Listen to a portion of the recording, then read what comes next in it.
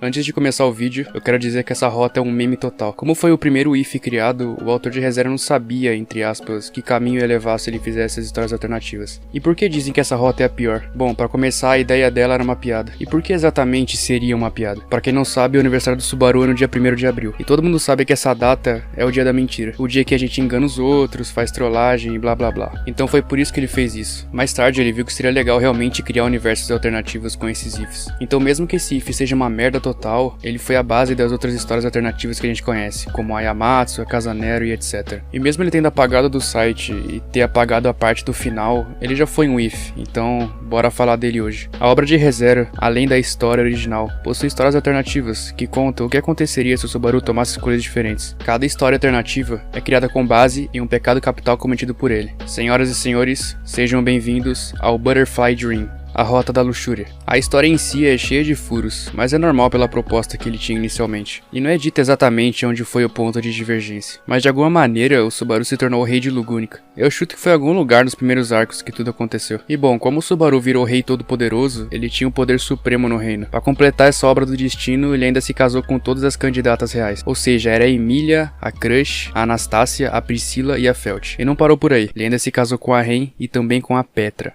Por que a Petra, velho? Por quê? A história inicia com o Subaru acordando em seus aposentos reais. Ele escuta a voz de uma garotinha chamando ele, e ele não queria levantar de jeito nenhum. Parece eu acordando cedo. A Petra tava lá pra tirar ele da cama. Ela insiste pra ele se levantar e ser um bom menino. E mano, os dois trocam carinho nessa cena, velho. Ai, não. Alô FBI, alô Rota, alô Central. O Subaru fala pra Petra que ele vai passar o tempo dele de manhã com a Crush Karsten e pergunta pra ela se tem algum tipo de problema. A Petra fala que não, mas ela tava claramente com uma cara de ciúmes. Mas no final das contas ela fala que tá tudo bem. O Subaru sai do seu quarto e anda pelos tapetes vermelhos do seu castelo. Chegando na mesa pra tomar aquele café da manhã, o Subaru encontra a Crush. A Crush reclama que ele tava atrasado e que ele tinha que cumprir o horário dele. E como ele não queria ser intimidado, ele fala que se atrasou porque ele não tava querendo levantar da cama. Mas como a Crush tem aquela proteção divina que detecta a mentira, o Subaru não conseguiu fugir disso. Ela percebe que é uma mentira e ele começa a ficar envergonhado. Logo o Subaru vê que não tem como mentir pra Crush e ele fala que tava de gracinha com a Petra. E a Crush fica meio chateada porque eles tinham feito uma espécie de promessa que envolvia sempre falar a verdade um pro outro. O Subaru até tenta se desculpar, mas a Crush admite que ela é uma mulher, entre aspas, sem graça pro Subaru. Ela não sabe muito bem usar roupas femininas, nem usar maquiagem direito. A única coisa que ela sabe é lutar com uma espada. E ela completa dizendo que é normal ela não conseguir agradar o Subaru como as outras esposas dele conseguem. O Subaru fica bem chateado ouvindo isso, afinal, ela era uma mulher fantástica. Ele conforta ela e ela começa a ficar bem de novo. Bom, tem todo um papinho meloso e eles se beijam no meio da sala. Tem bem mais detalhes também que envolvem as sensações dos dois no momento, mas eu não vou falar aqui porque o YouTube, né, já me passou a peixeira uma vez, então eu tô tranquilo. Depois dos dois terminarem aquele carinho deles, a Crush volta a ser aquela mulher séria de sempre, e ele se senta pra tomar o café da manhã. A cena pulou pro Subaru cuidando de uma pilha enorme de documentos. Afinal, como rei, ele tem o dever de cuidar de todos eles, todos os dias, e ele odiava fazer aquilo. E essa cena, inclusive, me lembra muito Naruto. Sempre que ele via os documentos, ele ficava desanimado. E o mais irônico era que o Subaru falou que em muito mangá que ele lia, essa cena era comum acontecer. Mas ele não acreditava que na vida real também era comum acontecer. E como ele não gostava de fazer aquilo, ele tenta convencer a Han a ajudar ele. E apesar dele não ter casado com a Han nessa história, era muito comum a Han estar no castelo. E a Han não queria de jeito nenhum conferir os documentos pro Subaru. Mesmo ele sendo o rei, parece que o jeito de ela tratar mal ele era o mesmo. Ele implorava para Han abandonar ele, porque ele tava de saco cheio de ficar preenchendo papel. Mas como ele é persistente ao extremo, a Han decide ajudar ele depois de ter recusado umas 20 vezes. O Subaru até fala que ela fica fofa quando tá ajudando ele. E ela fala para não confundir ela com a Ren. Ele pode até ser rei, mas a Han nunca seria a esposa dele. E era notável a habilidade da Han com documentos. Ela conseguia fazer muito mais rápido que o Subaru. Era como se ela tivesse muita experiência com aquilo, e isso deixou o Subaru bem impressionado. A cena pulou pro Subaru em outro dia, preenchendo mais documentos em seu quarto. E do nada, a porta do quarto dele é aberta com muita violência. "É a minha vez", disse a Priscila. Ela tava lá porque era a vez dela de ficar com o rei de Lugúnica. O Subaru reclama que a posição dele era importante demais pra não cuidar dos documentos e ficar com ela. E como vocês conhecem a Priscila, né? Mesmo que o Subaru seja rei, ela não tá nem aí. Ela levanta e dá uma bica na pilha de documento dele, fazendo um monte de papel voar. O Subaru desesperado começa a pegar os documentos pra colocar de volta na na mesa. Logo que ele termina, ele fica bem mais aliviado. A Priscila era uma das esposas dele, e era a mais egoísta e a mais feroz entre todas. E isso deixava o Subaru bem irritado. O Subaru vê que ela não ia sair do quarto enquanto ele não parasse e ficasse um tempo com ela. Então ele decide largar os documentos dele por um segundo. E essa cena é interessante porque eles conversam sobre novas tecnologias, como um acendedor portátil, que se parecia muito com um isqueiro, inclusive. E isso me faz pensar numa conversa que eu tive com um amigo meu no servidor do Discord. A Priscila parece ser mesmo a pior candidata, mas tem certas atitudes dela que me fazem ficar em dúvida. Ela parece se interessar em tecnologia e como melhorar as coisas. E aquilo que ela fala que o universo conspira a favor dela, talvez seja verdade mesmo. Mas bom, Subaru começa a olhar o cristal vermelho que servia como acendedor.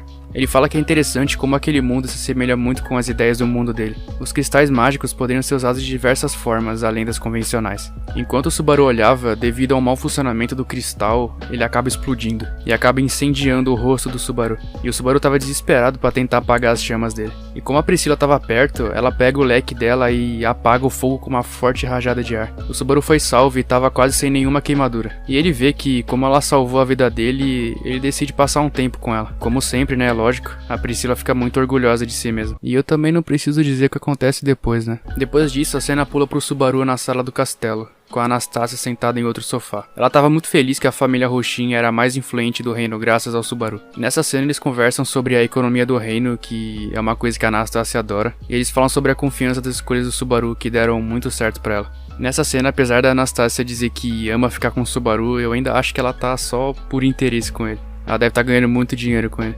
E eles nem têm tanto diálogo assim, eles terminam a conversa e trocam aquele carinho básico. Afinal, eles também são casados. Depois disso, o Subaru vai pro seu quarto. Entrando no quarto, o Subaru vê uma mulher deitada na sua cama. Ele já começa a desabotoar a camisa e tirar a roupa. O problema, rapaziada, é que essa mulher era a Felt. Por que Deus nos abandonou, velho? Por quê?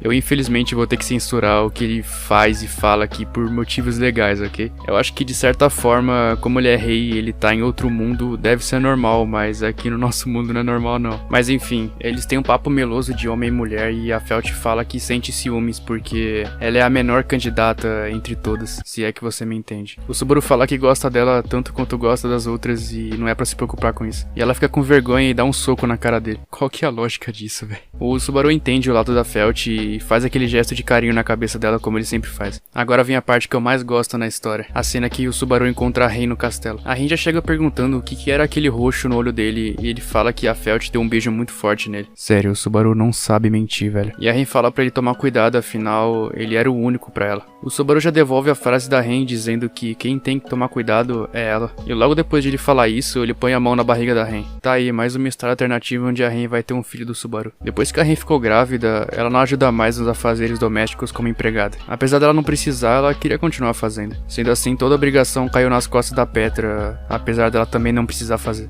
Eles conversam sobre a Ren ter tricotado roupas e meios pro bebê, e isso deixou o Subaru muito feliz. Eu acho que além dessa parte da história me faz pensar que isso realmente foi um precursor do Ren-If. A relação deles dois é bem melhor do que das outras candidatas. A Ren coloca a mão na barriga e olha pro Subaru. Ela pergunta o que ele prefere, menina ou menino. O Subaru fala que se for menina ele vai mimar tanto que ela vai ser a criança mais mimada de todas. E que se for menino ele vai ser um cara que vai herdar os costumes masculinos do Subaru. A Ren fica feliz e eles se beijam e ficam um bom tempo juntos. Por fim, depois de um dia cheio de trabalho, o Subaru resolve ir pro quarto dele. Essa parte é engraçada porque ele fica reclamando que o dia dele foi muito difícil, que ele tava muito cansado. Mas o curioso é que eu só li ele pegando mulher o dia inteiro e ele só fica reclamando de barriga cheia, velho. E antes dele se deitar, a Emília aparece no quarto dele. E ele fica até meio sem jeito dela entrando lá do nada. A Emília fala que vai dar sua melhor pra ser uma boa esposa e rainha pro Subaru. E ele fica muito feliz em saber disso. Eles trocam um papo bem meia bomba da Emília falando que não tá sendo suficiente pra ele, que blá blá blá. Mas o Subaru fala que não e que ela tá sendo uma ótima pessoa pra ele. Depois de ter esse papo bem meloso, eles se deitam na cama e começa o vapo-vapo. Depois dessa parte, teoricamente, tinha mais história, mas foi substituído pelo monólogo da Ikidona que cita o paradoxo do sonho da borboleta. Nesse paradoxo chinês é dito que um senhor acabou dormindo e sonhou que era uma borboleta voando por aí. Logo depois que ele acordou, ele não sabia mais se era um homem ou se era uma borboleta. Ficou a dúvida se ele sonhou em ser uma borboleta e era um homem, ou se ele sonhou ser um homem e era uma borboleta. Esse velho deve ter cheirado um Todd estragado, não é possível. Lendo isso, me dá a ideia que o paradoxo diz que o que acontece no If é uma mera ilusão. Aquilo nunca ia acontecer. E apesar dos Ifs não serem de certa forma canônicos, já que o que acontece realmente é a rota principal, esse é bem viajado mesmo. Eu não consigo ver ele com todas as candidatas e muito menos com a Felt daquele jeitão dela. Futuramente eu vou fazer um vídeo dizendo como eu consertaria esse if, já que o Tapei finge que não existe e que ele nunca fez uma versão arrumada também. Um salve aí pros novos membros. Muito obrigado ao Dercius, Dark Fuel, Ecardx e Ayrton Santos.